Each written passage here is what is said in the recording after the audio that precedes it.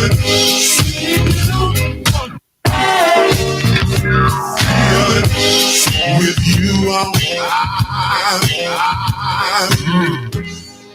for joining me on another episode of The Void. Don't have anyone here yet, but it's okay because we are able to hook up the archives whenever. Let me get this. Looks like we got one person on Facebook. What's up? And hopefully you stick around and we'll talk about some controversial shit. I don't really know what we're going to talk about necessarily, but we are. One second, let me get this camera going. We are going to talk about some different things. So really, it's all about whoever's in the audience, and if you want to talk about something crazy or whatever, just let me know.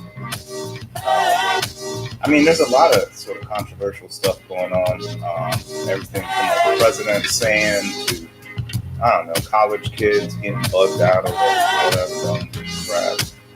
I think one of the main things I really want to get at for this episode is sort of like this idea that there are curators for perception. You know, what does that mean? So like one of the things is that you can't be everywhere, right? And you can't verify every single thing. And so we rely on folks like the news and different people to sort of give us information that we could sort of like get an idea of the world, like what's happening, what's going on outside of our own sphere. And it's hard to really prove 100%. I mean, you get little glimpses here and there, but there's enough plausible deniability sometimes that these guys can just lie to your face about what's being curated as far as what you can see. Like one of the big examples is, if we look at the whole war on terror, the fact that we could have a war on this sort of like, I don't know, like this idea. How do you have a war on like an idea of terror? And so you can't, obviously. It's like a war on drugs. It's really not a war on drugs. It's a war on people that use the drugs. And the other thing about that is the importance of the drug trade in international finance. We really don't talk about that, but and that's the other thing is like a lot of this is clandestine.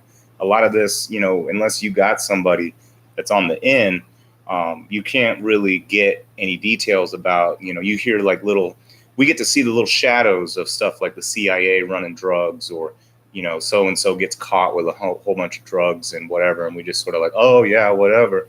But at the end of the day, we got our own brothers and sisters, American citizens are going to jail over something that if the CIA is doing it and running drugs and bringing drugs into our country, it really makes you wonder. It's like, it's like dangling like the forbidden fruit. You know what I mean? We're all a bunch of Eves with the apple dangling around and like, oh, you better not touch it. Like, but here it is. Here's some whatever, straight from Colombia. We're not talking about no coffee, and if they're complicit, if they're actually doing that, there's a big problem. I mean, that's our tax dollars being used and whatever. And meanwhile, like I said, we've got folks going to jail and getting in trouble and whatever over stupid shit like drugs. And how is our perception of that formed, right? It's, the news, different outlets, movies, TV personalities, different people, podcast people, anybody can give you whatever take about what's going on in the world. And then that, in a way, is curating your perception. And we are I've mentioned this word before and this concept before about being in an epistemological crisis, meaning we have a hard time knowing what it is that we can know. So that's the other thing is we got a bunch of people yelling at each other, and nobody knows what's history anymore. Nobody knows what's real anymore. Nobody knows what research is real anymore, or if someone's being funded to create and craft research that does something, or at least manipulates the output to whatever given end. And that's something that I think, like for instance, one of the reasons I wanted to talk about the curators of perception is I was recently talking to someone that is more like probably going down the anti-SJW rabbit hole. This guy is if you don't know what an SJW is, that's a social justice warrior. And it's more of like a derogatory term. I mean, it sounds like that's like a pretty cool gig. You know, you're out there fighting for social justice. You know, that's pretty cool, right? But it really, at the end of the day, it's meant to. It ends up being an insult. And let me see here.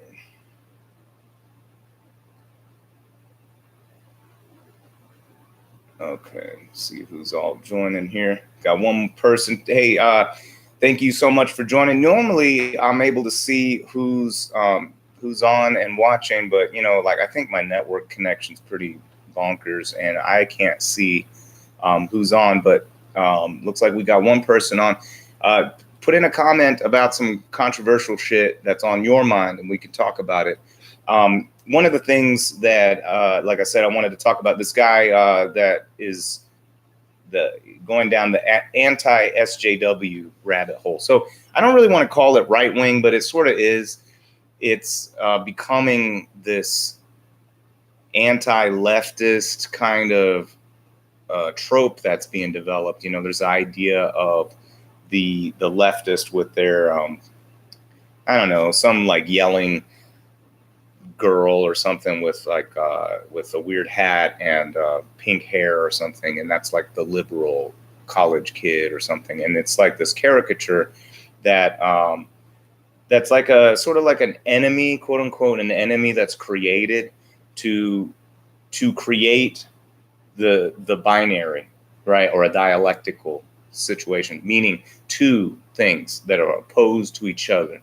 And why is that important? Well, it's important to create this dialectic because, or this split, because that allows our group or in collective integration, not even integration, interactions to be manipulated, right? So I'll give you an example. Maybe I can find something to show you. So meanwhile, while I'm trying to find something to show you, I'm going to sort of describe it. So like you probably heard about the social justice warriors out there in the world that that I guess are sort of in their intent, they're trying to what was I going to try to say? Their intent is I don't want to say righteous, but it's like their intent is good, but I think sometimes they go a little too far with some things, and that's when stuff gets sort of weird. So why don't I try to give you some examples here. Hold on one second. Let's find some things that we've run into. So there's a few groups that I'm following on Facebook just for fun, and I haven't really been on Facebook last few days. I'm going to start trying to sort of, I don't know, bring it back a little bit. I think I'm going a little crazy, getting running into a lot of this sort of controversial stuff that's controversial for no reason. And that's the big thing, is that like there's most of the time this is like a made up crap that people are just getting mad about. You know, it's like, how silly is it? So if we start talking about Trump fans and Trump people, and we claimed that all of them were racist, then that would not only be silly, but then that would be sort of offensive to people that are Trump fans, right? Now, there's some people out there that are saying, oh, all Trump fans are racist. And I mean, honestly, if you are still a Trump supporter at this point, I mean, that it's not, maybe you're not racist, but you're okay with a little bit of racism. And some people, I don't know, some people are okay with that. I mean, I grew up, you know, like in the acting world, you know, they have a term called white passing, right? If you're a non-white person, yeah, this is how weird it is, right? Because race has to be such a big deal, because it was such a big deal in this country for so long, and because of that, there's echoes of sort of the reverberation of impact, right? So we have hundreds of years, literally hundreds of years of racist policy in our country that, like, up until the 60s was not even like codified into law. And so one of the things I always try to drive home, as far as a point I try to drive home, is just because the law changed doesn't mean the people's hearts and minds changed. You know, look at what's it called? Look at what's it called? What was I going to say? Dang it, I just lost my train of thought. Let me show you why I lost my train of thought. I'm trying to find I'm trying to find this some examples of craziness that I've seen, and then I ran into some craziness. This isn't really what I wanted to show you, but I'm going to show you this. Hold on, let me see. One of these days, I'm going to have an engineer that's going to help me out with what am I looking at here? All right, what is? Hold on.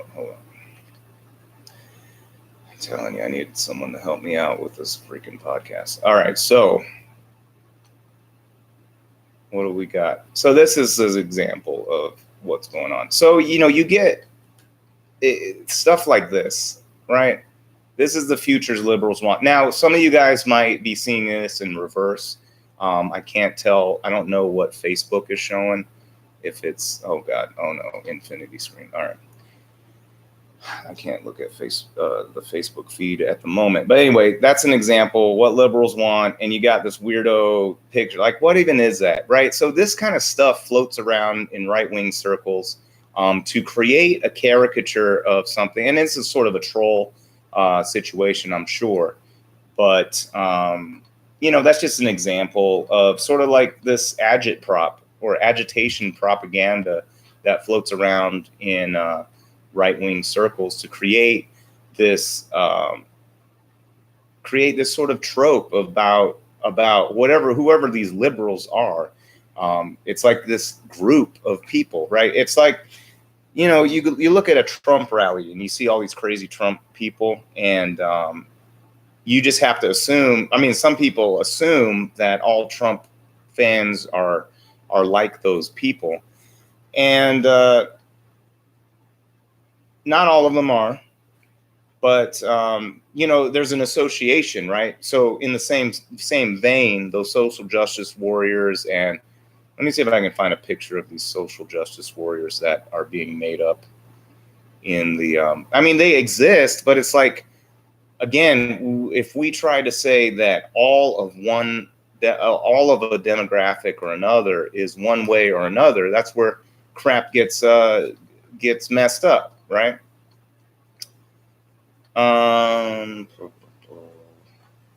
So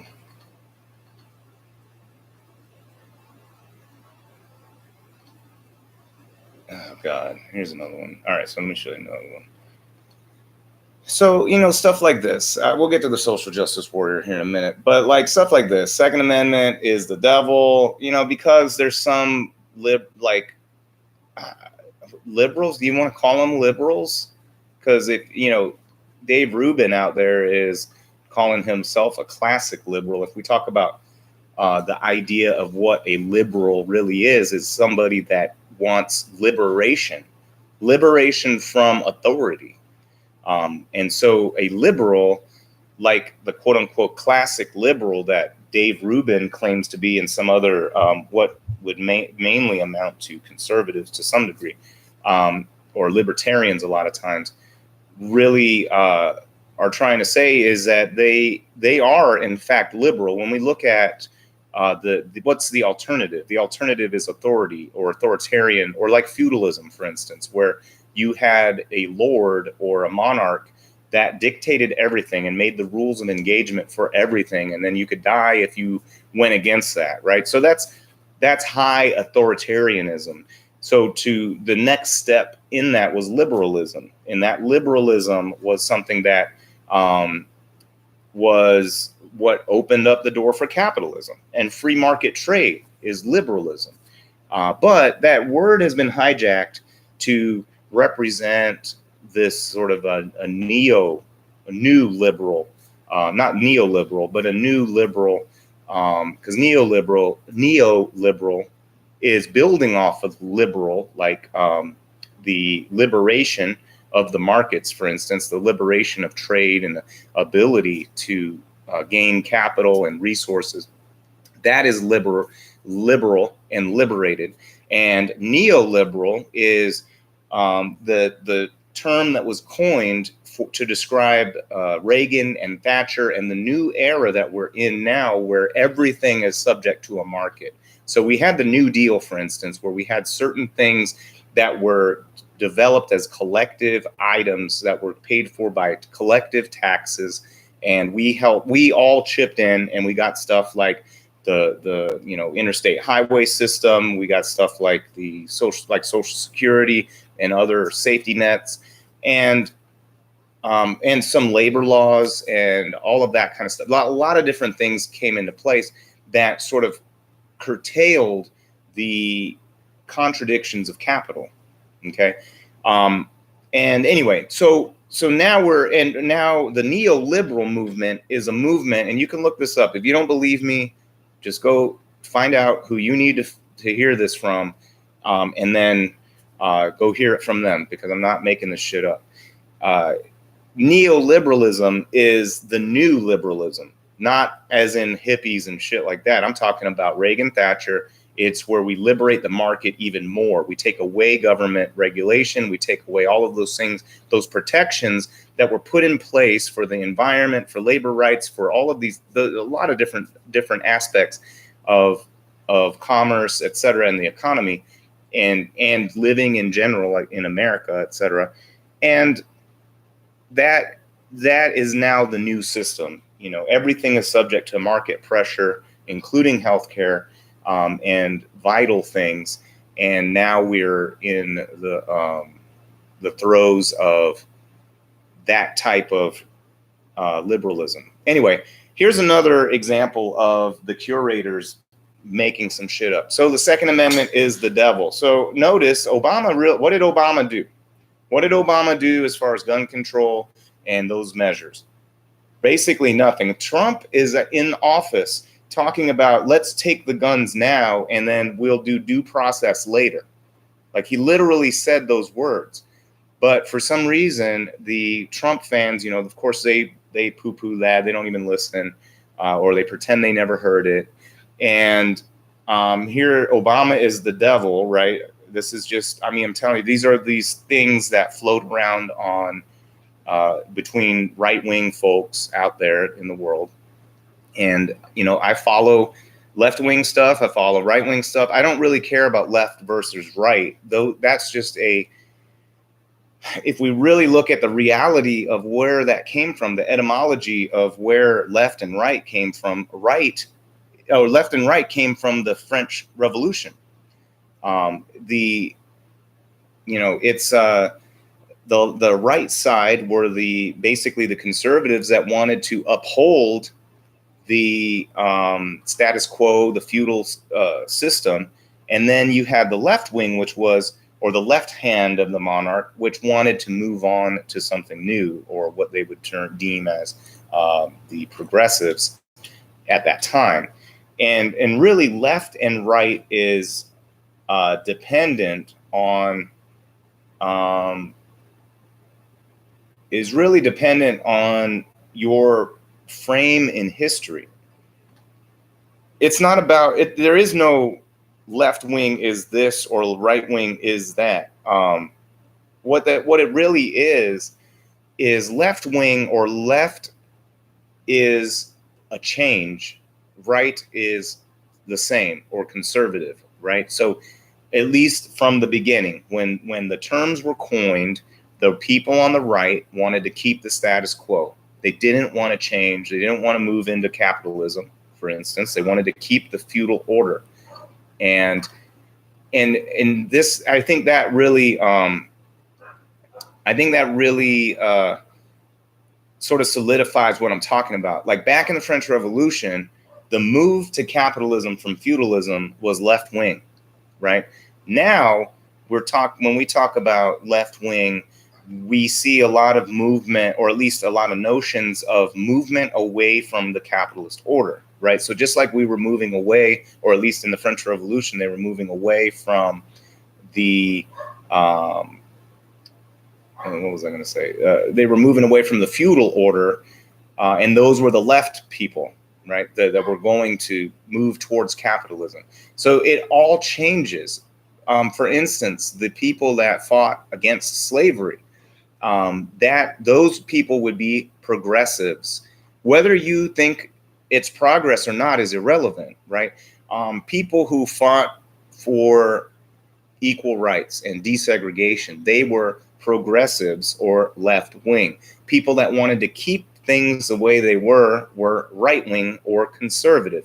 Conservatives want to conserve the status quo, and that is right wing or conservative. We say right wing again because French Revolution, the right wingers wanted to keep the feudal order.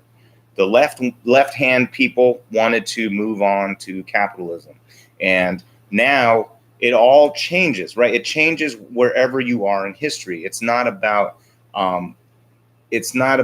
where, not that left wing is always socialist or something like that. That's made up. The curators of perception made that up. Left wing is always looking to move to the next step or next phase.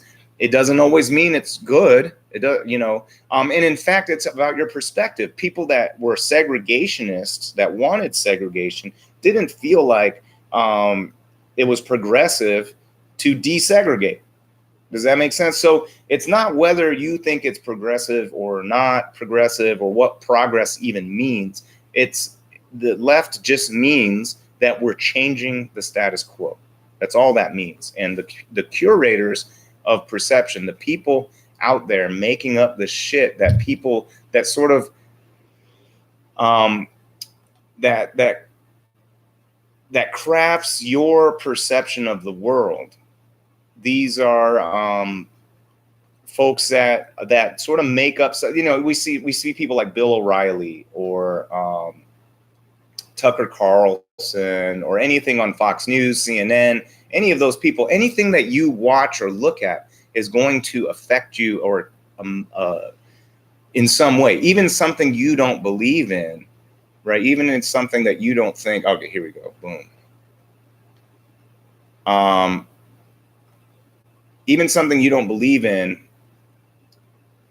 you still, like, if you see a meme or something that you think is silly, then you're still thinking about how silly it is, and the fact that there's brothers and sisters that are your countrymen and women that believe in that stuff, right? That will affect you, because now you start to assume that that's a pervasive point of view. Most people, anyway.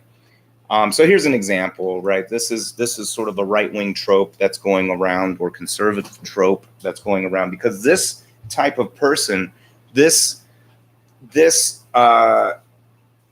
caricature of people that aren't conservative, like, for instance, I would not consider myself at all a conservative, because I do believe that we need a massive structural, systemic change in the way that we do things. And so if anything, I'm probably extreme left, compared to what people say. Now, what does that mean? Does that mean I'm a Marxist? No. It means that I want a major fundamental change in the status quo. And so that would, by the definition that we've come up with, which is, basically the etymology of this word of left versus right, that I would be, far left, because I really think that we should push for a system where if you work for an employer for let's say 5 years or more than that, or whenever, I don't know, we can talk about the details, that you should have some ownership, that you took a risk in hitching your wagon to their enterprise and you helped build it. Now they could screw up and you'd be out of a job. And that's a big risk. The other risk is that you don't get to take advantage of a higher paying job when you latch on to this other job, right? So those are things that help the capitalist make money off your back. Why do they hire you? They only hire you because they're making money off of you. As soon as they stop making money off of you, they'll let you go. So once you get let go, it doesn't matter that they made whatever fortune off of you. If they didn't make a fortune, then whatever, right? In our current paradigm, it's all their fault anyway. If we change the paradigm, then we could all share some of the blame in that. And then also some of the risk in that. Well, they already are sharing the risk. They're just not getting compensated for it. And I believe that we should get compensated, or that my brothers and sisters as Americans should get compensated. Okay, so here's the trope. Do I want to be a boy or a girl today? OMG, did I just assume there's only two genders? It's like I literally raped myself, right? So here you go. Again, a right-wing trope that's going or a caricature of who the liberal is. And what that does is that it creates a visceral response. And the reason I believe this is because I've seen it. I've seen people act, how people act towards these types of images. I've seen the dialogue, I've seen the physical reaction, etc. So these things really are like riling people up, which is just, oh my God. Got another one for you. But these kinds of things, they create this perception of people, and it creates an enemy. It's like they don't want to face the fact that we're all very similar, and that many of us just simply want. Look at this. See, this is the kind of stuff. What is it? What even is this? Hold on.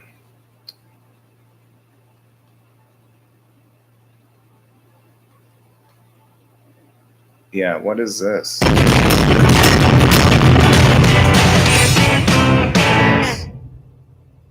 Right, this is some right-wing stuff.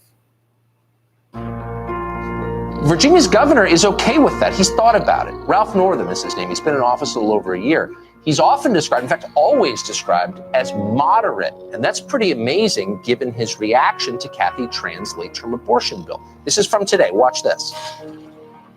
So in this particular example, if a mother is in labor, I can tell you exactly what would happen. The infant would be delivered. The infant would be kept comfortable. The infant would be resuscitated if that's what the mother and the family desired. And then a discussion would ensue between the physicians and the mother. Think of how evil that is. Think of how bad it is. These are sick people. Competition in San Antonio was a dance company. Yes. And it was that you danced the moonwalk? That's right. Are you still able to moonwalk?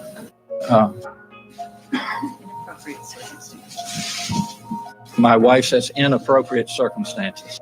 What's wrong with you? I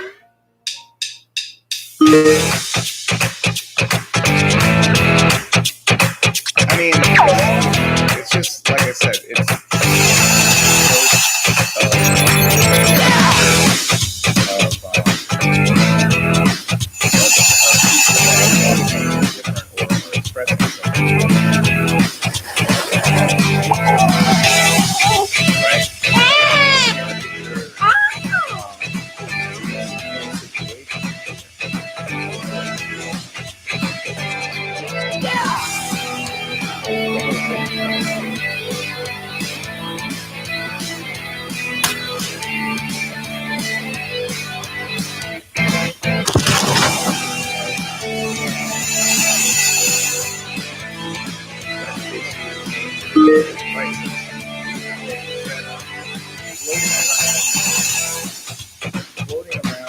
I knew she was good, but I didn't know she was that good.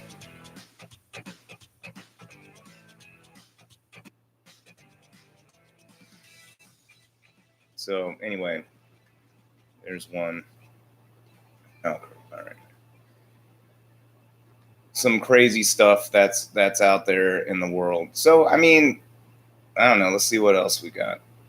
This group that we're showing. Here you go. Here's another thing, right? So we're assuming all these things, which may or may not be true. I don't know. But there is some truth to this. Of course, it's being obscured. So this is part sort of a gaslight type of campaign where there may be an issue happening economically as far as stagnant wages. If we start looking at labor rights and start looking at the contradictions of capitalism that would drive these wages down, and that we've seen in our own country before, bringing that up and trying to what do you call that? Trying to protest these new conditions is getting gaslit by making these assumptions up. Prius, I guess that might be a Prius key, possibly. 3 facts about taxes in America. Top 1% of taxpayers pay 40% of the taxes, whereas the bottom 90% of taxpayers pay 29% of the taxes. One of the questions that I would ask is, what amount of the gross domestic product are the 1% taking versus the 90%? If they're paying a lot in taxes, could it be because they're making that much more money than everyone else? That's something that we really need to talk about.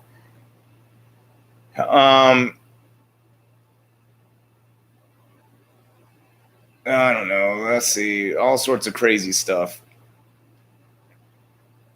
Crazy stuff. Right. So here we go. A world of.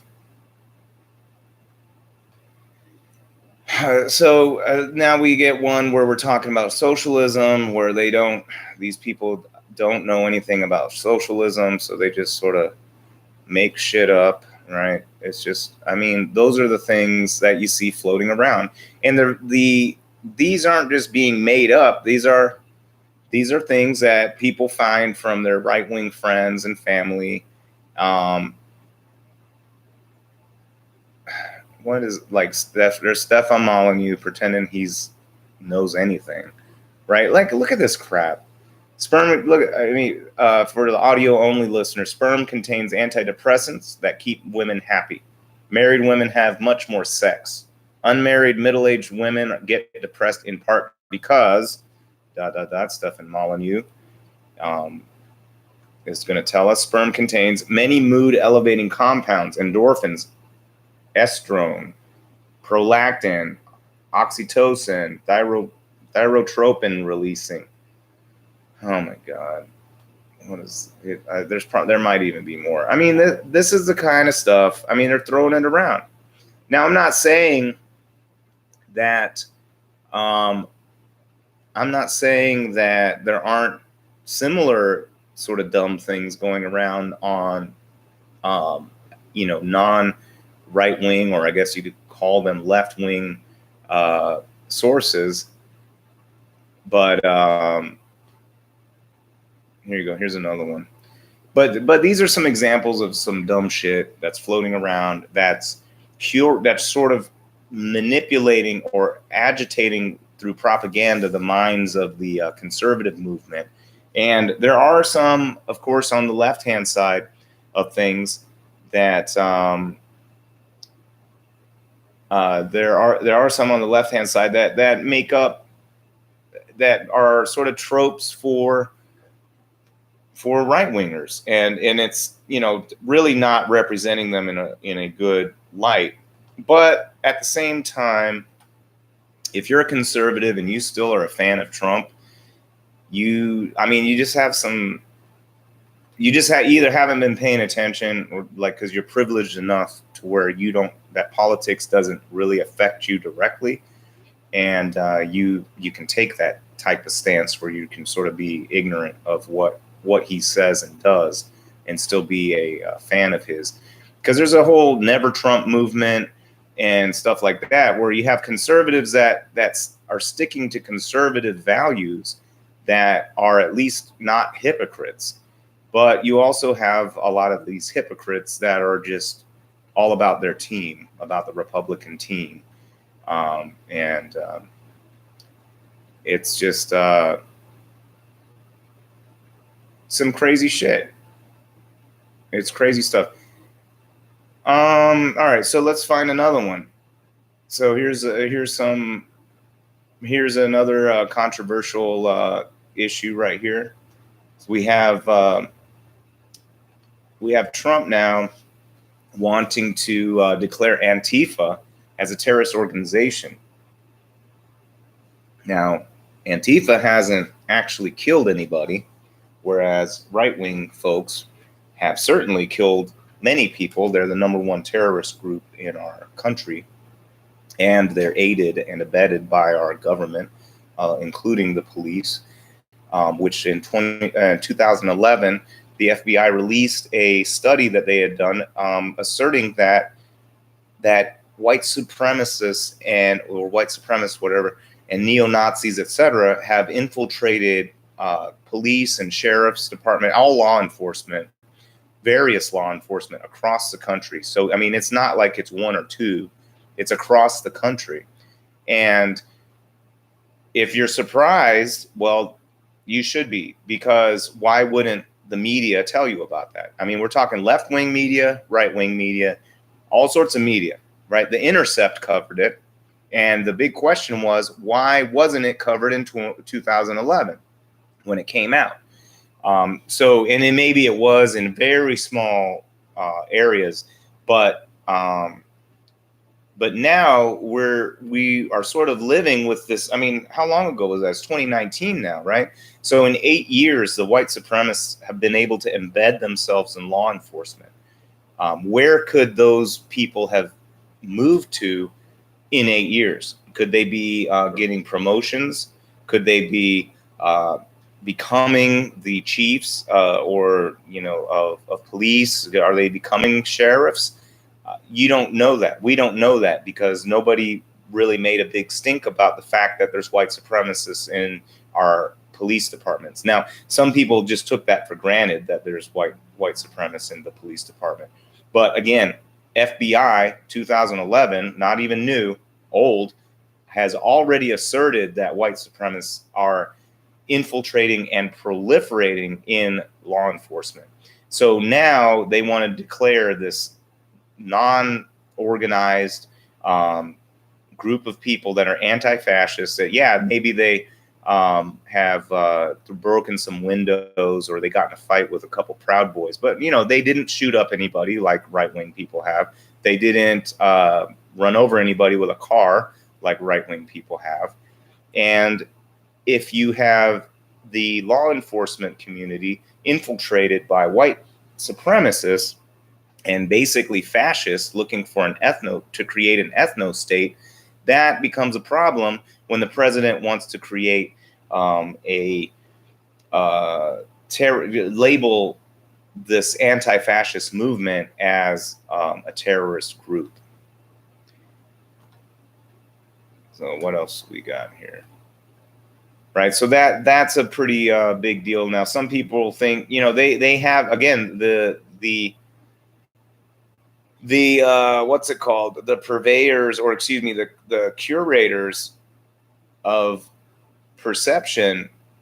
The curators of perception. What is that? Well, look at that. Rammstein, good for you, protesting Russia anti-LGBT. Anyway, yeah. So Antifa, that's a controversial thing. Again, the media, the curators of perception want to create an enemy so that you can have an enemy to hate and create the dialectic. Now, what is Antifa? What are they protesting? They're protesting against white supremacy. They're protesting against this neo white supremacist movement, basically the alt-right, quote unquote. You get people that still they basically are saying the same things that the Nazis were saying, but they say it in sugar-coated words, right? They aren't white supremacists, they're just white nationalists. They don't want to kill anybody, they just want to remove them and create a white ethno-state. They want to make sure that whites remain the majority in America because that's how America was, quote unquote, founded after the genocide of the in natives, right? And so once they're wiped out, it's a white nation with black people as slaves, but they don't really count, I guess. I mean, I'm pretty sure that there was a point in time where there were, either equal or more black people in the South anyway than white people, but of course, this is a white nation, right? According to these people, right? So again, this is a movement that's going on. You got like people like Stefan Molyneux, Lauren Southern, Sargon of Akkad, or whatever his name is. Who else? Paul Joseph Watson, and you got that idiot PewDiePie, like trying to be an edgelord, joking around about, like the Jews and shit like that. So, I mean, this is all just part of a game that the curators are creating so that they can bank off of it, right? And so, hold on, let me see something here. Looks like, make sure my audio is still working. Got all sorts of kooky problems with this technology I'm trying to work. But yeah, by the way, thank you for those of you that joined up. So if you are tuning in, even if you're coming in on the archive, make sure you leave a question or a comment, and we can discuss, whatever topic you want to talk about. But this is one of those things that people get uncomfortable. Why? Because part of it, I think, is because people have tied their identity up into what they believe, right? They're trying to, like if I can't answer a question, or I realize that I have believed in a contradiction, for me, I would think about it heavily, right? And then I have to concede that whatever I'm believing has a contradiction in it, and I either have to reconcile that contradiction or I have to change my belief so that I don't have something that contradicts with reality.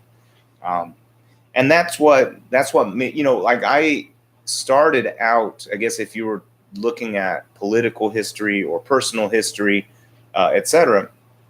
I was raised in a right-wing home, went, sort of just assume that's just how things were. I never really was exposed to a bunch of left-wing stuff, even in college. And really, I've never thought of myself as, even now, as left-wing. This is something that would be defined by someone else about me. Now, if I'm objectively looking at my situation per the definitions that I outlined before, then yeah, it's then I have to admit to myself, in the current paradigm, in the current system, I am left-wing. Now, what does that mean that just because your idea of what left-wing is, that I fit all of that? No. There's a caricature of left-wing folks about that claim that the left-wing, like I was showing the picture of Obama, that claim that the left-wing is anti-gun, is all of those things. But in reality, in in reality, if you're like a Marxist communist, for instance, then you believe in armed proletariat, right? What does that mean? An armed working class. So this idea that leftists don't want to, that are all against guns, etc., is again, it's a narrative that's been concocted by the curators of perception. They want to curate your perception to be a specific way, right? They want you to believe that there's an enemy out there, that's a boogeyman out there that's going to take your guns or otherwise remove bits of freedom. But here's a quote from Karl Marx for you guys. Looks like we don't have anyone with us right now. If you're listening on the arc, actually, we have one person on YouTube. What's up? Please put a comment in there if you have something to say, or even if you don't, just say hi. But anyway, I'll read it for my audio-only listeners. Under no pretext should arms and ammunition be surrendered. Any attempt to disarm the workers must be frustrated by force if necessary. Right? This is Karl Marx. So if you're a real leftist, I mean, you would never give up your gun. I mean, there's a whole Socialist Rifle Association, the SRA, that is sort of a dialectic to the NRA. The NRA has become this sort of I don't really want to say militant necessarily, but they've whipped themselves up into a frenzy to the point where they just have become cartoon characters of gun support. And the SRA, or Socialist Rifle Association, is an alternative to that, where really they're focusing on community building, on gun safety and gun knowledge, etc. And also things like triage or medical support or disaster relief and things like that. So it really is a community organization.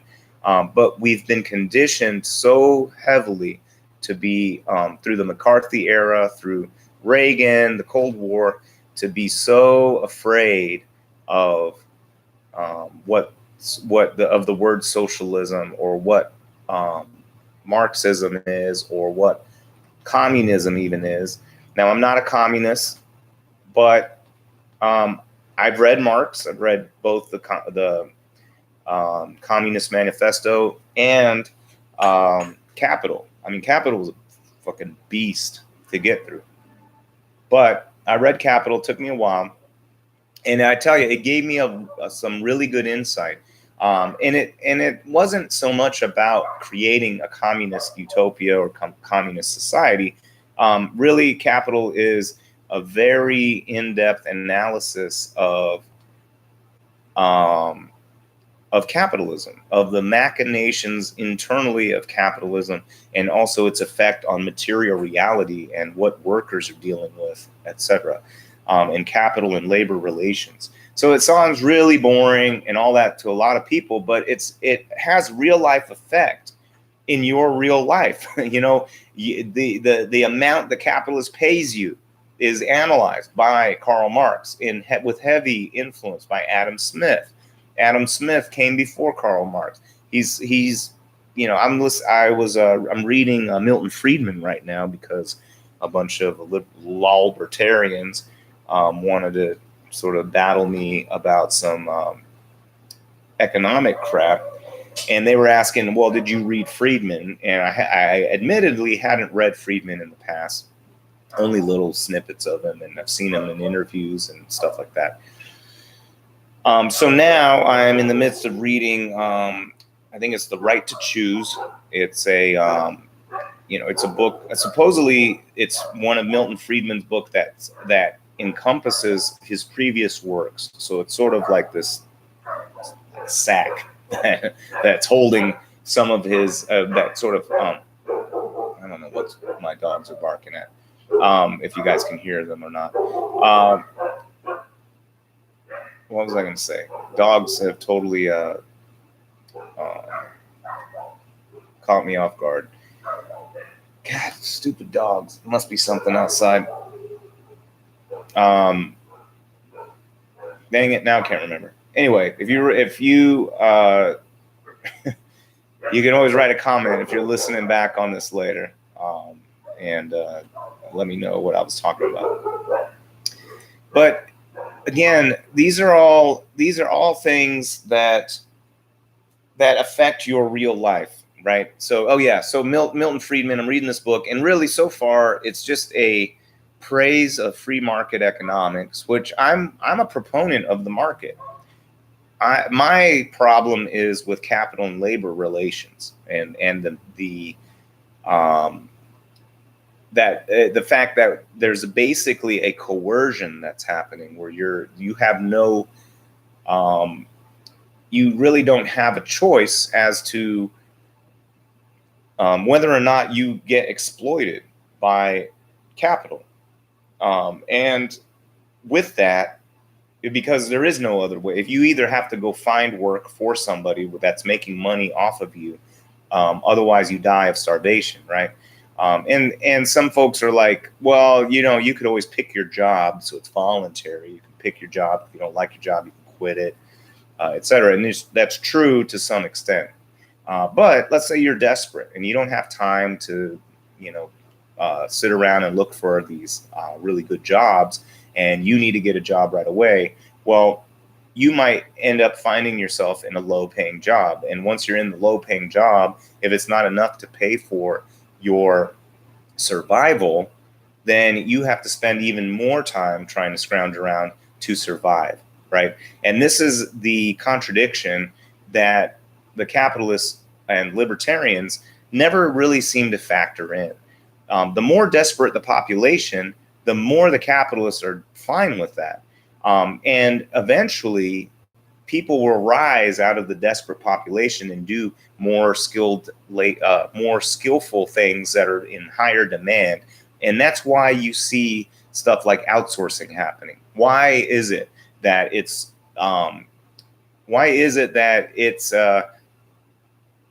profitable to ship cotton from the United States, where it's grown, ship it to Bangladesh to have it turned into shirts, and then ship it back to America to be sold to Americans, right? There's so much exploitation, and they're so desperate in Bangladesh that they're able to get enough profit that they can ship raw materials across the world and then have them manipulated by desperate labor and then brought all the way back here. And there's enough profit margin for the profiteers or the capitalists that started making the shirt in the first place, the people like Walmart and distributors and merchants that are selling that shirt, and whatever pennies the Bangladeshis are getting because they're desperate enough to have to work in these factories. And of course, the factory owners are making a little bit off of that too, and the shipping people and all those people. The point I'm making is the fact that why does that make any sense? Does it make sense to ship cotton across the entire earth using up resources, materials, all that? Why does it make sense? It makes sense because they can make profit, because they can take advantage of desperation and exploit people to the point where it's more profitable to do it elsewhere than to do it in the domestic area, in the homeland, I guess you could say. So these kinds of things are real things, and the capitalists and libertarians and the people that go along with this system of exploitation, they gloss over that. So Milton Friedman is glossing over the fact that there is no alternative to exploitation. The only thing that quote unquote, rights the market for this desperation is for the desperate to die. Literally, for the desperate people to die, right? That's what they will say. The libertarians will say, well, the poor people will stop having kids, and eventually there'll be less poor people, and then the demand will go up for labor, and their prices will regulate, or eventually they'll die off and there'll be less of them, and then you'll get a higher wage, right? So these are like, I got to the point where I was tired of being psychopathic enough to genocide off the lower wage earners of our population in order to rectify the labor market, right? These are literally some of the things that libertarians and Ayn Randians and these capitalists believe. And you realize that without wage controls like minimum wage, et cetera, that the capitalists would pay below that if they could, and they have, right? And they could always replace you, right? So I've even had libertarians, especially on Ayn Rand's page, because if you're a big Ayn Rand supporter, I'm sorry, but you're just not very smart. Or at least maybe you're smart in something, but you're not very smart as far as analysis of material reality and economics in general, really.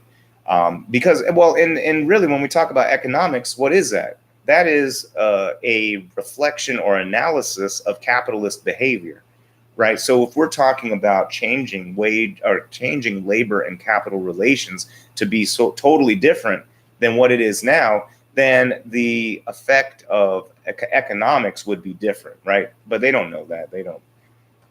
And that's the thing that's so challenging about actually trying to understand the world.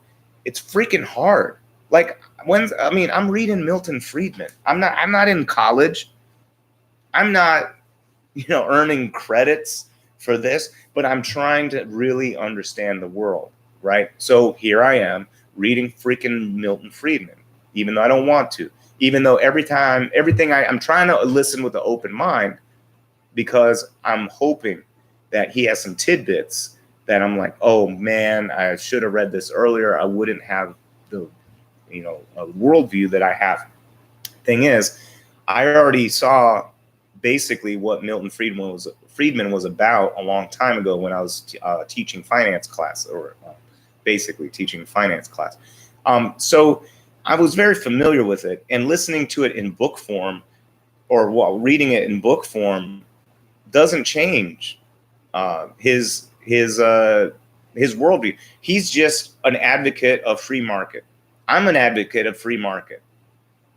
So it's a straw man that he's building. He never mentions this notion that the idea that labor should have equity in what they helped build. He continually frames and constantly frames humans as, and he calls them human capital. Human capital. So human capital could be in the form of skills. It could be formed in your physical presence and abilities, etc. And he will even use that word. So capital, in his mind, in Friedman's mind, capital, buying shares of and getting ownership in a company, getting equity into a company with money is A-okay. Investing that capital should return you dividends, capital gains, whatever, because you own a piece of that company. Yet he will talk about human capital, and that investment of human capital should just simply be something bought. Literally, he talks about it as a purchase, as an expense, and not as a partnership. It's not about the economics. The enterprise that we're talking about would still function the same way. The profits, the numbers, the material, everything basically the same way, right? It's just about who gets the profit at the end of the day. When the dust settles, who's it settling on, right? And the shareholders and the original owners, or whoever is the equity holder of this enterprise, gets everything and simply pays quote unquote market rate to people who have no other choice but to enter the market and try to fight each other over these positions and try to edge themselves into better paying jobs, etc., which is fine. This I'm not saying everyone should be, that we shouldn't have competition and people shouldn't be rewarded for working hard. They should. And in fact, that's what I'm saying. You work for a company for 30 years and they lay you off and they give you a tiny severance. That's not good enough. You work for someone for 30 years. You risked 30 years following them around, helping them make money. And what do you get at the end of it? You invested human capital, using Milton Friedman's words. Human capital invested, not capital, human capital. So over time, you have accumulated, you've accrued risk, just like the capitalist accrues risk. If I put $500 into buying a round lot, 100 shares of some company, right? And in 3 years, I have X return.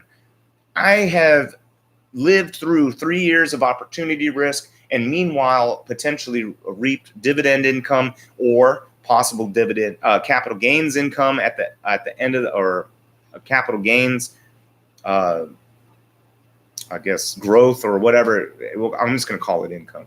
Technically, they use a different word, but it could result in capital gains.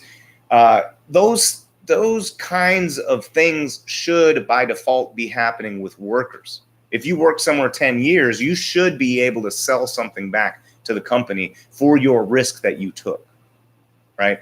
That you should be able to say, I'm leaving now and I want to sell my shares back to the company, or I want to keep them. And if I want to keep them and if I work really hard, then hopefully the organization is in a better spot than when I started. So therefore my shares and my ownership stake should have gone up through capital gains, Also, if the enterprise that I worked for, that I helped build through my labor, through my human capital, right? After time, then they're creating income based on the money that I was able to capital, et cetera, that I was able to generate through my labor, right? And then the company's able to invest either in automation or whatever else. Automation, in that case, would be welcome. If I have ownership stakes in this company and they decide to automate, then great. That means vacation for me. I'm still getting paid, right? Because I have ownership in that company. And that's where things are all ski-wampus right now. The contradictions of capitalism are not being addressed. And we just sort of accept it as is because it's a status quo. And that's how it's been for quite a while. And we could just introduce legislation and some tax scheduling that would favor companies that basically built up to cooperatives. I would propose tax-free income to owners or people who establish a cooperative and basically hand over a majority stake to the workers at some point. Once you do that, whatever income, if I was president or if I was in any kind of control, I would make it so that there's a point where taxes at the point of creation, like like business taxes, et cetera, for cooperatives would be extremely low. And maybe we should introduce something like a national sales tax, excluding food and shelter items for primary dwellings, et cetera. And then massive taxes for speculative real estate and rental.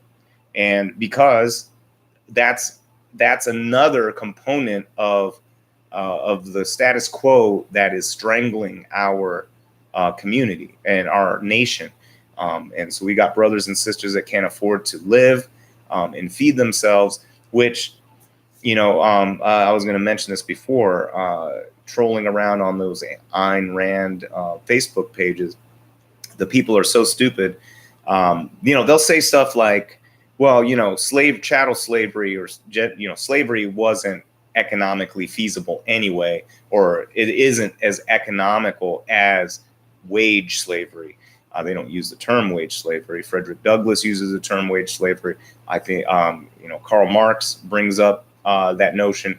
It is because there is no alternative to that unless you have the capital to start your own business. And in the current paradigm, what's a success rate of business, right? So basically, let's just not even use that because that's just a pipe dream to create a solution for the masses, for everyone to just start their own job or start their own business. People want to do that now and they can't. So that's just it's a stupid trope that the libertarians keep talking about. But anyway, for them to actually argue with me that, hey, by the way, slavery just isn't even as economical as wage slavery or wage earning, right? And I have to say, you know what? You're right.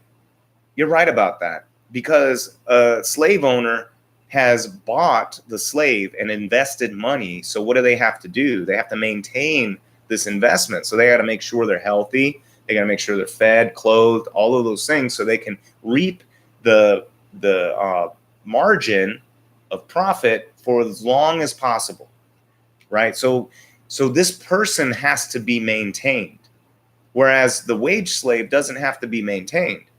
Really, they're just extract from you. You can get paid less than survival rate, and then eventually you'll die, right? Which is fine. And then they'll go find someone else that's desperate enough to work for that same rate until they die, and then they'll find someone else. And that's the idea. Just keep culling down the population until the labor rate stabilizes. That's the ultimate conclusion to what these libertarians believe, or I don't know, right wingers, conservatives. I don't know what you want to call these people, right? But they don't really think things all the way through to the critical end result, the end conclusion of causal events, right? And so these are the things that I'm trying to address. But people will be like, oh, well, I thought leftist this or leftist that. I'm like, you don't know. Obviously, you don't know who I am and where I'm coming from. I'm not the pink-haired college kid that's afraid of or yelling at you about gender assignment or some shit like that. I'm not someone who's trying to advocate for removal of guns, etc. I think that there should definitely be a lot more emphasis on responsibility, and I think that's where the right wing has failed. These folks look to the NRA, who's become literally a cartoon character of gun ownership. I mean, they walk around because there's people that are concerned about guns. They've created the caricature, and now they want to be the antithesis to create the dialectic that I am not that. You are not that gun-hating liberal, pink hair, blue hair, whatever, right? And they concoct this notion, this thing, the image in their mind that can viscerally move these conservatives, and that has spawned these people that don't really care about gun responsibility, about they will openly talk about shooting people, about how they have guns and they'll use them, stuff like that, instead of really being responsible gun owners, right? And so now we have a whole bunch of people out there that think the solution to their problem is to get a gun and do something with that gun. And that's where the right wing has failed. I don't think even assault rifles and stuff like that. I don't care. I believe in an armed proletariat. One of these days, the state, AKA the police and military, or mainly the police, are going to do some shit to some people in a neighborhood, and that neighborhood's going to come out in force. And yeah, if they got some AR-15s or AK-47, and those SWAT teams want to roll up in an MRAP, the military shit that they got now, you're going to need that assault rifle when they come and try to do some shit in your neighborhood. They've done it before, and our brothers and sisters weren't able to really truly fight back. And there's a monopoly on violence by the government, right? See, this is what the right wing says. And the fact of the matter is, all Americans have so much in common. The majority of us believe in freedom, in as little government intrusion in our lives as possible, but government that works for the people. And there are certain things that capitalists can use to hold you hostage. So, for instance, you see stuff like crazy pharmaceutical prices in the United States. Why? Well, without the pharmaceuticals, people die. So how much would you be willing to pay to keep pharmaceuticals or buy pharmaceuticals that you need to live? So basically, you are held hostage by the pharmaceutical companies. Or if you are, you have your private insurance. Oh, yay! I've earned my private insurance, right? But you have a deductible, and then you also have your the amount that they'll cover. So they don't always cover the whole thing, right? So you could still go bankrupt even if you have health insurance. There's a lot of people, and you probably even know, if you're honest with yourself, you probably even know people or yourself who can't even use their freaking health insurance that they've been paying for this whole time because all of the deductions, all of those things, not deductions. What I just used that word. Anyway, because you have to pay. You were the premiums. You're already paying premiums. The deductibles. That's the word. The deductibles that you have to come up with. And then all on top of that, if it's an 80-20 coverage, that 20%, like if it's $100,000 for you to stay in intensive care in America, it's $100,000. In other places, it's not. But who's making that money? Is it necessarily the nurses and the doctors? Necessarily? Not necessarily. Those hospitals are run for profit. So they're holding people hostage with their money, right, with these procedures, and the American people are getting extracted from. They're getting fleeced and being held hostage. And that's why it's so important for us to just, in the same way that we have our own governmental, accountable to the people, police force, we have military, we have the government supposed to be accountable to the people. It's not some boogeyman caricature that the conservatives are trying to make it as, and how it's actually acting right now, because people, the politicians have been bought. And I think we all can agree on that, except Ben Shapiro thinks that there's no way that politicians are bought by donations and can't be influenced by money. It's like, oh, very few of them. What a damn moron. And there's people that think he's like a smart guy. Like I don't get it. I don't get it. Well, it looks like we have one person on YouTube with us.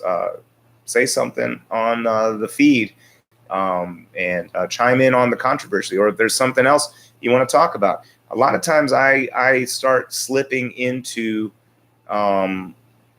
material reality that's affecting a lot of people in our country because that is one of the most misunderstood bits of the discourse that's happening in our country. Like, not a lot of people are going out purposely reading Karl Marx or purposely reading Adam Smith, these gigantic books written in old-timey language sometimes, or Milton Friedman. That one's actually pretty accessible, not too crazy, but it's full of very superficial thought. And it's just silly.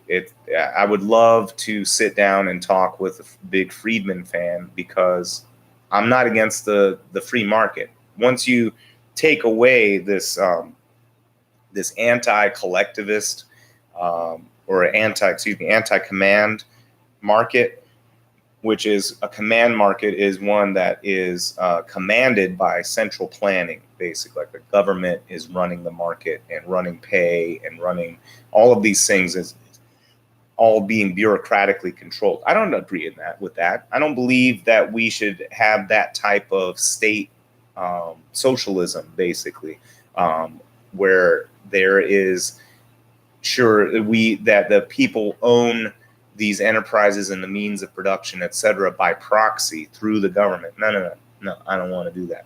I don't trust the government. I don't want to go that route. And Karl Marx didn't say, Karl Marx advocates for a stateless, classless society. Now, he did allude to central planning being a potential need to get to that end at some point. But again, you can't trust the government necessarily to do that unless you have measures that make sure that they stick to the plan, and that everyone in the community or in the nation has this notion that that's the end goal. The fact that the idea that we don't need a state to tell us what to do. And it's basically anarchy, a collectivist, communal, cooperative anarchy, which, anarchists and a lot of libertarians actually jive with, but they've been caught up with, McCarthyist propaganda and all of these sort of bad representations that are out there by the curators of the perceptions of our society. So anyway, that's why I always end up going into those realms. But we also see it racially, right? The curators of society, you can see this in how a cop, there was one incident where a cop pulled his gun on a 12-year-old because he misidentified him, put the barrel up against his temple, and was yelling and screaming and thought he was a different person, obviously. 12-year-old kid. Now, what picture did they show of him? They showed some picture right after the incident, and when he was shook up and disheveled. That a 12-year-old black boy. That's how they showed him, right? We go back to an incident recently where a white man in Colorado kills his entire family, puts them in a barrel, and makes all sorts of lies and stories about it. And they don't show his mugshot.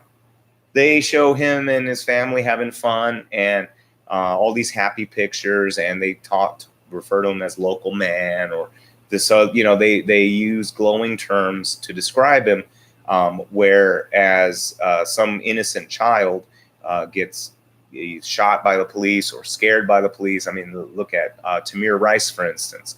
12-year-old kid gets shot in the park playing with BB guns, with his BB gun. And I used to play with my freaking BB gun when I was his age. So if you want to tell me, oh, you shouldn't be out playing with BB guns, whatever the fuck.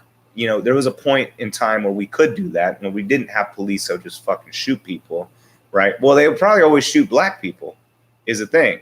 They'd not necessarily white people, but black people would get shot if they're playing with BB gun. And so in essence, what they're saying is you should know better because you're black, and black people get treated different, especially by police. But of course, they're not going to admit that, not going to say that. They're going to say, oh, well, times have changed. Well, why? Why have times changed? Well, there's a lot of black thugs, right? See, it always ends up going along these lines. And I really wish that there would be one of these folks that would come on and we could have some discourse. But every time I try to get people to come on and talk about this stuff, they don't want to talk about it. And I can understand, because most of the time, a lot of those positions can be torn apart pretty quickly. And they don't want to get torn apart publicly, even though there's one person watching. Whoever you are out there, I can't tell who you are on YouTube. Whoever you are, you're very special. You're the only person in this entire earth watching this live podcast. And now, if you're listening to this on the archives, you're pretty unique too. I'm sure you could look at the view count and see yourself amongst only a few. But that's okay. In the future, we're going to have more and more people, and they're going to be joining the conversation. So the one listener out there that's joined in, tell your friends about the podcast. Generally, pretty much every Wednesday at 9 p.m.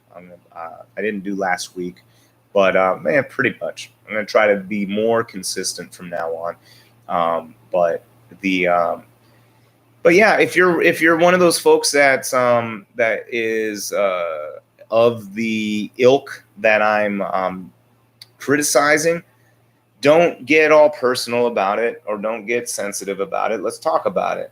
I'm saying these things in this forthright manner because to me, it's obvious. These are obvious things. So if it's not so obvious, if I have a misunderstanding, then please correct me. If you know someone who's like, oh, I know he would or she would really have a lot to say to James, and it would be spicy. Send them in. Let's do it. They can Skype in. They can Facebook message, whatever. Though Facebook Messenger may or may not work for live feed on. I can't simulcast that on Facebook, but I can for YouTube. So either way, you tell me, and I will make it happen. But yeah, it looks like the one person maybe they're busy right now, but that's okay. This podcast is something that you should be able to listen to while you're doing your dishes, and hopefully you're thinking about some of these items and wondering whether or not they're real. Like, am I full of shit or what? Oh man, look at this. Okay, here, one more right-wing idiocy that we've got going on here. Freaking Mises.org. So Friedrich von Mises, I haven't read any of his stuff, so I don't know in detail what von Mises or Mises, or however you pronounce his name, is about. But here's another example of the, I guess, ignorance, or it's either ignorance or I don't even think it's ignorance. I think it is disingenuous, basically lying. They're trying to misrepresent something because they have an agenda. And that agenda is to uphold the current system for those who are in power, right? So Mises.org is a right-wing or conservative economic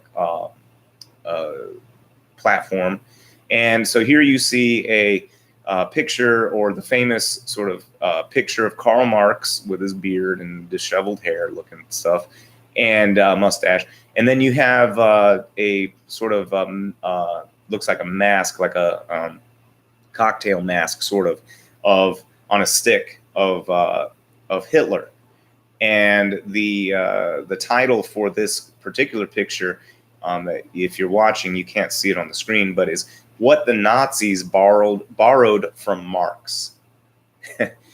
And if you read Mein Kampf, which I haven't read all of Mein Kampf, which I'm going to have to freaking read it, because these assholes, so many fucking people lie and misrepresent shit. Now I got to fucking read Mein Kampf, because there's excerpts in Mein Kampf that talk about the Jewish problem, right? And the assertion, or there's a what's it called? A association with Jewry or Jews and Karl Marx, because Karl Marx, a lot of Americans think Karl Marx was Russian.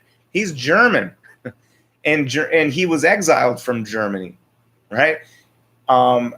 Hitler, I mean, he's way before Hitler's time, but Hitler specifically criticizes Karl Marx and the Marxist thought process in Mein Kampf. And so it's like the fact that they even have this notion that they want to associate Hitler and Karl Marx is just, it's so stupid. It's so disingenuous or lacking historical context that it's just, and there's people buying it. I see people that are in my Facebook friend groups that are sharing Mises.org memes and things like this.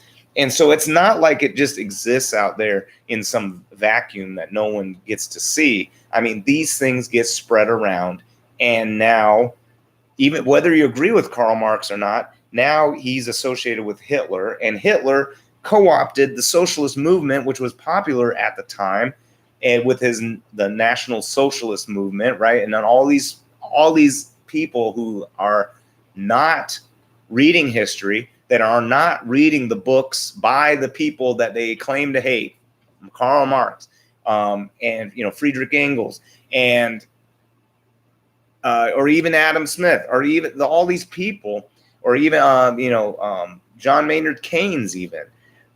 They're not actually doing the research, but they have plenty of opinions that are based on what someone else has told them. So They haven't read Marx, but some guy like Jordan Peterson told me that Marx said this, and so I'm just going to run with it. Or Mises.org said that Hitler took a lot from Karl Marx, so I'm not going to read it because it's the same as Hitler, right? This is how these dumb ideas get perpetuated, and we end up with people that really don't know what the hell's going on, and it's a scary situation. As I've said before, we are but Jade Fox in Crouching Tiger, Hidden Dragon. We have the manuscript ahead in front of us for the I can't even remember what style it was. It's Wu something. Anyway, we have the manuscript in front of us, but we can't read it. A lot of us, anyway, we can't read the manuscript to truly understand what is in it, and so we're still ignorant. So we're surrounded by information. We're surrounded by the capacity to seek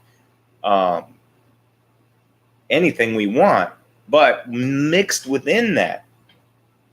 So somewhere in there is the truth, but it's surrounded by this quagmire, this bog of shit all around it. And you can try to get the truth out and pick off the flecks of shit that's attached to it. But even if you hold that truth out in front of somebody, they're just going to tell you it's part of the rest of the shit that's out there in the quagmire. And that's where we're at an impasse at this point, where people don't even know why they know what they think they know. And but they now have rolled that, whatever, even if it's weak knowledge, they've rolled that knowledge into their identity. They are that. So if someone says something in conflict, they get offended, personally offended. They don't say, well, why do you think differently? Because now you're challenging my notion of how things work. Like, for instance, if you didn't really understand electron theory and didn't understand how electronics work, but you had some assumption how electricity flowed through a circuit, and you had an idea and it turned out you were wrong, like, oh, wow, well, that's not my forte. So, I expect to be wrong. And now that you've explained it, I understand. Or I don't understand. You seem to understand. Help me understand. We don't have that kind of thing for certain stuff, like economics, for culture, for racial things. I mean, that might be considered culture. And so these people get really tied up into their belief system to the point where if anything is questioned, it is a question of their existence. And you can't do that. And so they go nuts. And so you probably know people like that. Like, you can't talk about certain things around them because they get upset.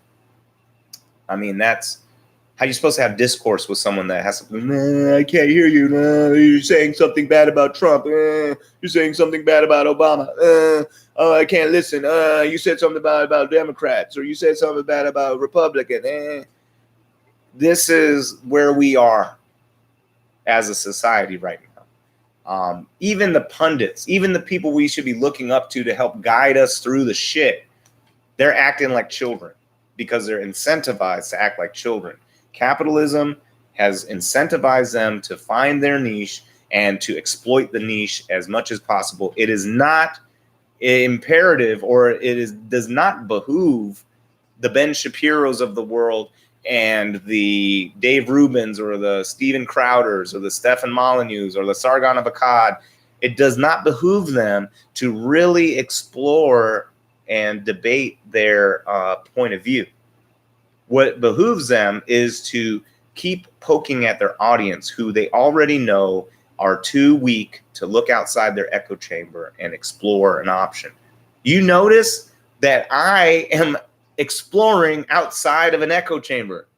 Some people say, oh, James, you're just in your own echo chamber.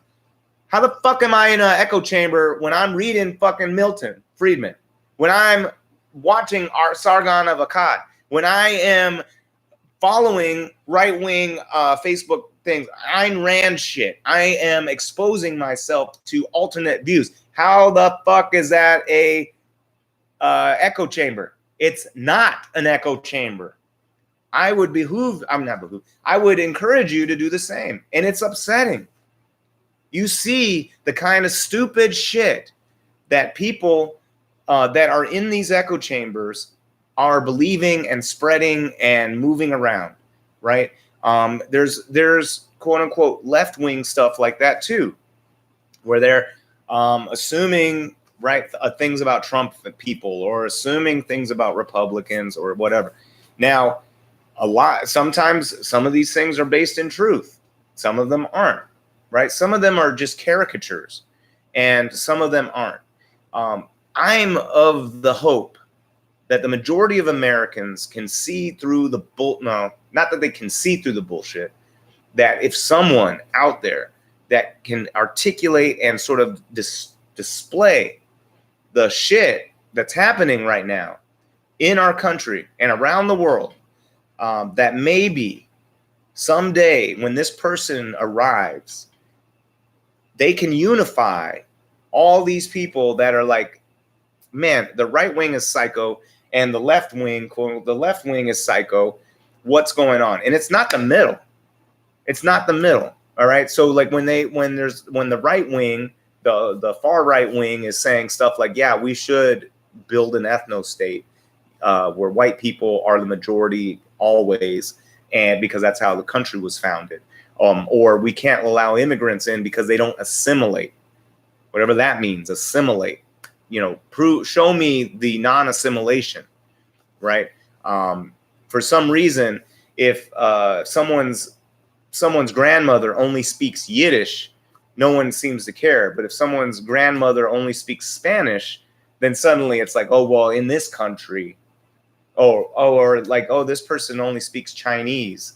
Well, that they only get a little bit of leeway. Oh, that person only speaks German, or something like that. If they sometimes, or at least I've never seen a situation where it's like, well, you know what, German person, we speak English here. Get out and go to your own country, right? It's like, oh yeah, she's old, or he's old, and like, oh, that's your grandpa. He only speaks German because he's been here for 15 years. Oh, but he just never learned. Oh, okay, well that's fine. And then you see some certain people out there that are lambasting, people speaking Spanish in a restaurant, even if it's selling Mexican food, and things like that. It's just a craziness that we are experiencing as a nation, and I'm really hoping that someday someone will pull the gauze away from our vision and reveal that we Americans, and actually people around the world, have a lot in common, and that the divisions that are being manufactured are in fact just that. They are manufactured, and they are not necessarily based on truth, but instead based on a manipulation that, I'm really just hoping that we can recognize and move past, right? But I need your help. So give me ideas of what to talk about. Until that great unifier comes along, I'm going to do my best to uncover the bullshit that's out there in the world. And I'm not the only one around. I'm not it's not like I'm the master of seeing reality, or I'm impervious to propaganda. And that's where I need you guys to jump into the conversation to help move that one way or another. All right, Mark. Looks like he's on and watching the show. He's doing stuff, listening. And that's the thing. That's what this is about. Either, you just sit on the podcast and listen and think about what we're talking about. And I'm not trying to, and he says preach on, I'm not trying to preach. I'm not trying to give a sermon or lecture somebody. I'm simply trying to describe what I'm seeing, and I'm sure it resonates with people who are living in the same world as I am and are seeing the same things happening. And that's the thing is if you know some people, Mark, you're watching, if you know some folks that are at odds with the things that I'm saying, encourage them to watch the show and get involved. And hopefully they can make it past all my very blunt assertions that probably fly in the face of what they believe and or what they what they think, etc. Because that type of thing is what causes discourse and it gives legitimacy, right? To, like, I don't want to sit here and say, well, right wingers say this or right wingers say that. Let's get a right winger to jump in. I mean, there's a guy named Dustin Dufault. I don't remember how to say his last name. Sorry, Dustin. We've gotten in heated debates on Facebook. I've apologized to him on the podcast for being an ass a few times, and he's jumped up before. And we've gotten in some heated debates, but at the end of the day, we're not like, grabbing our guns or something and deciding we're going to go have a showdown at the OK Corral or some crap. We're just having some discourse. And the good thing is people get to watch what I'm saying or listen to what I'm saying and what he's saying and figure out in the marketplace of ideas, as David Rubin alludes to, that which one resonates with you. The white supremacists say we should be able to say whatever we want whenever we want, including calling for an ethno-state, etc., and let the market of ideas make the decision for us. Not for us, but like let you people decide for themselves, which is sort of weird, to me. Like, oh yeah, well, to me, we're going to push white supremacy, and if people believe it, then yay, and if they don't, then they can reject it. And I don't know. That seems pretty nuts. But anyway, it's been another episode of The Boyd. Thank you, Mark, for joining, and everyone else that's joining and listening in on the archives. But it's the end of this episode, and I will see you at the next one. Next Wednesday, 9 p.m. Peace.